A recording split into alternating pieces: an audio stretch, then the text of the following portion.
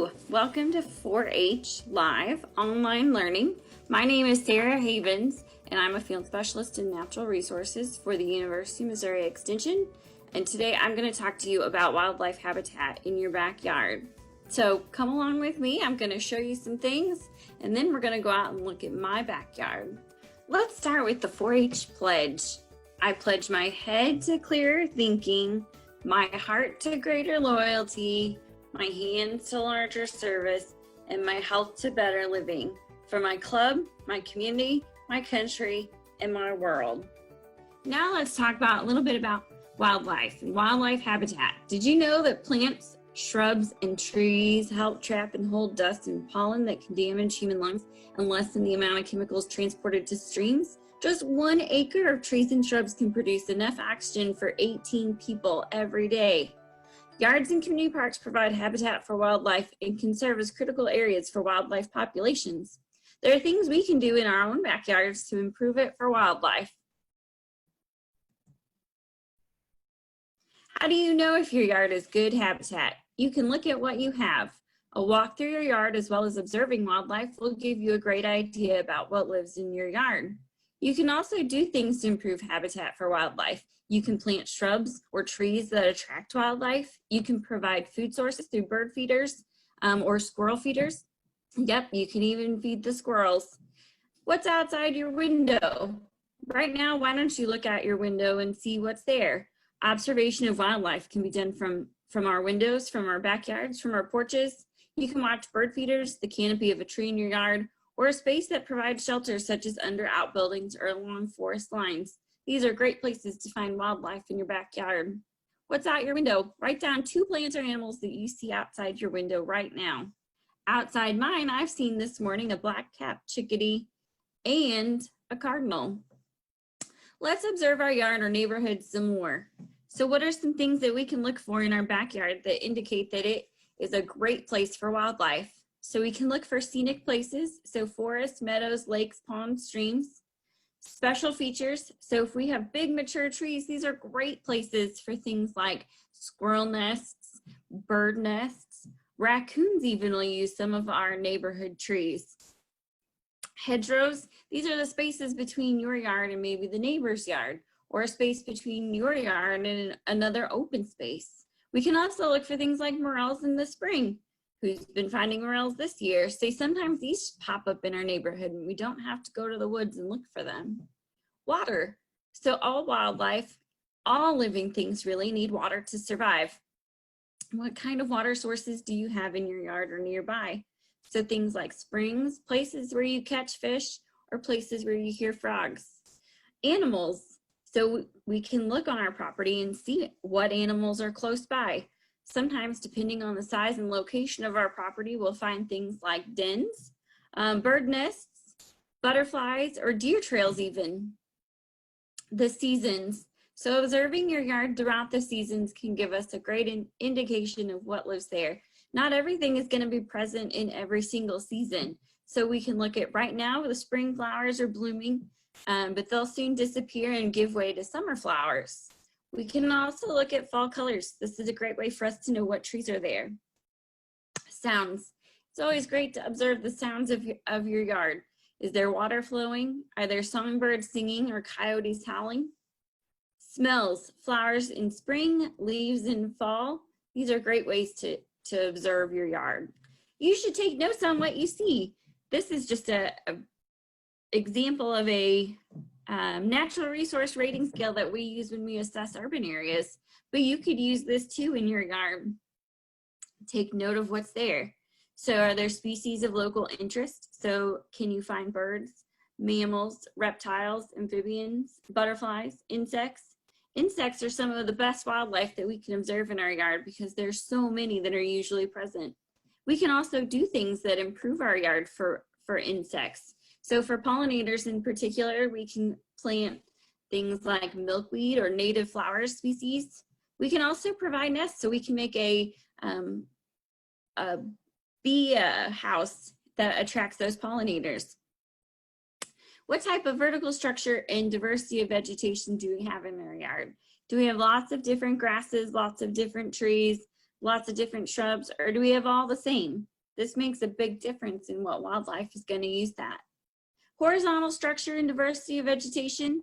So again, how far out does it go? Do we have lots of just plain old open grass, or do we have some other things that are planted in there that provide cover, food, protection for wildlife? Patches or clumps of vegetation.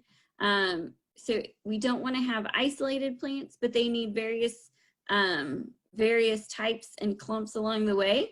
So for example, if you had a chipmunk that wanted to come into your yard, if it was just a complete open mowed yard, they would be uncomfortable walking across that because they're afraid of predators.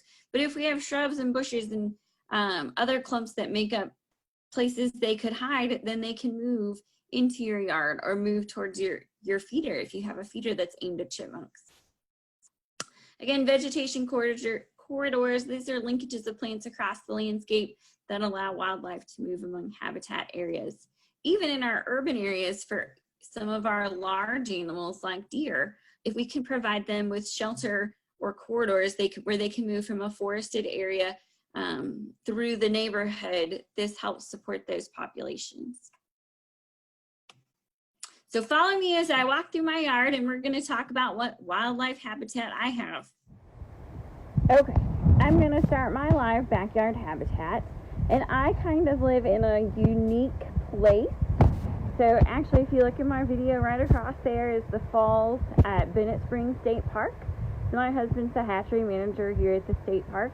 He raises all the trout that they put into the river, and we actually live on site. So this is my yard is part of the state park. But we've done some things in our yard to help improve it for wildlife. So first we're gonna look, so I have kind of a messy looking garden if you look at it today. So it has wild violets and nettle and other things growing in it, as well as daffodils, dandelions. So I left my dandelions growing because they provide great food for our early pollinators that come out, so our bees that start to come out when it warms up. They really use those a lot for habitat. So I put out my hummingbird feeders for early hummingbirds, so we should be seeing those any day. So, and then the rest of my garden is kind of random, regular ornamental flowers. The deer do like to eat my hosta when they get a chance.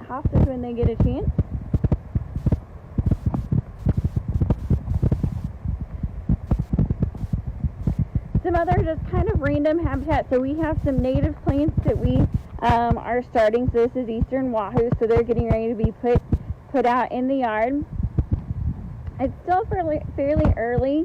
So I've left this stump, and it is kind of an eyesore, I'll admit, but it has provided fabulous food for woodpeckers. So we have had several different species of woodpeckers that have come, and they'll eat insects out of that bark, or out of that stump.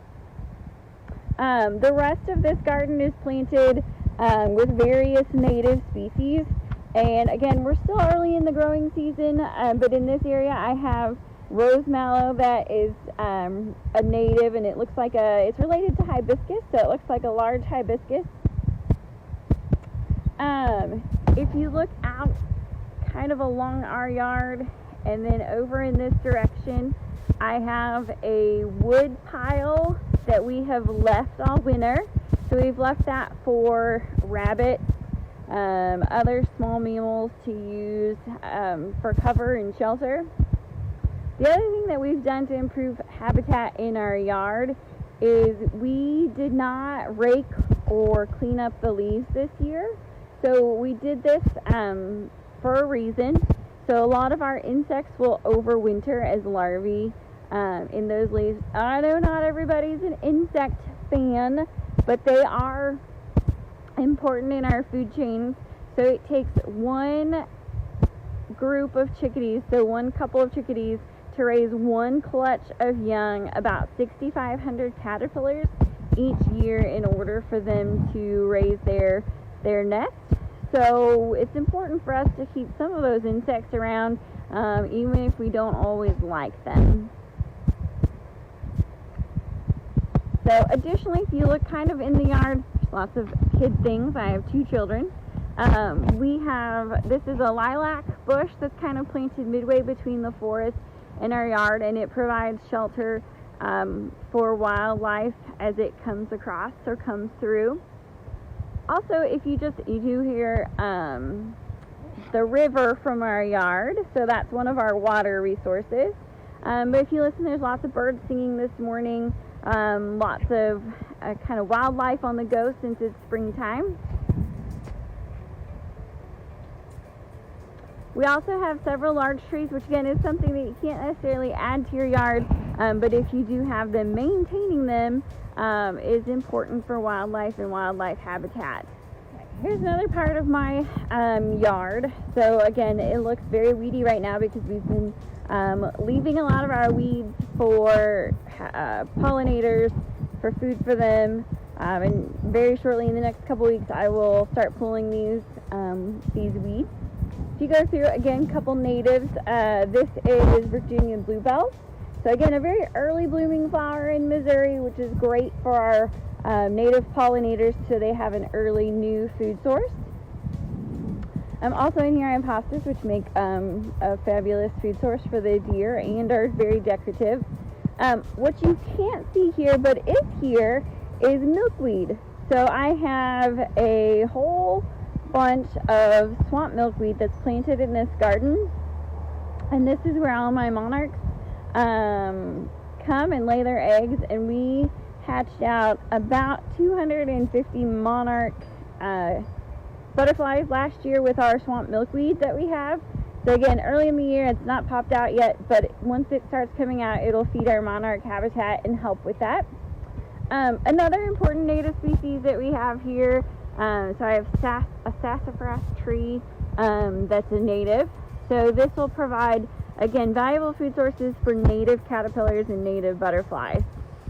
So now that I've shown you a little bit about the habitat that I have in my yard, feel free to share in the comments some things that you have in your yard that are great for wildlife or attract wildlife.